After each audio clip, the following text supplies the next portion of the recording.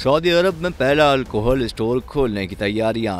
Saudi अरब दारुल हुकूमत रियाज में अपना पहला अल्कोहल स्टोर खोलने की तैयारी कर रहा है, जो खुसूसी तौर पर गैर मुस्लिम सफारतकारों को खिदमात फराहम करेगा। ज़राए के मुताबिक दारुल हुकूमत रियाज में डिप्लोमेटिक क्वार्टर में आइंदा कुछ हफ्तों में ये स्टोर खोल दिया जाएगा। बैनुल अक़वामी खबर एजेंसी रॉयटर के मुताबिक अल्कोहल खरीदने के लिए खरीदारों को पहले सऊदी वज़ारत ख़ारजा से क्लियरेंस कोड हासिल करना पड़ेगा। ये क्लियरेंस कोड मोबाइल ऐप के जरिए हासिल किया जा सकेगा और खरीदारों को माहाना मखसूस कोटा दिया जाएगा। रॉयटर्स के मुताबिक ये वाज़ेह नहीं हो सका कि इससे मुमलिकत में मुक़ीम गैर मुस्लिम तारिकीन वतन भी मुस्तफ़िद हो सकेंगे या नहीं।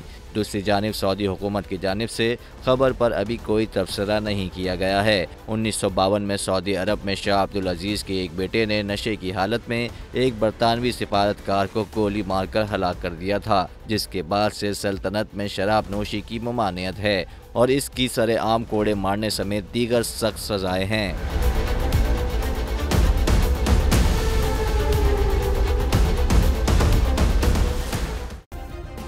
सब्सक्राइब करें और बेल दबाएं ताकि कोई खबर रह न जाए।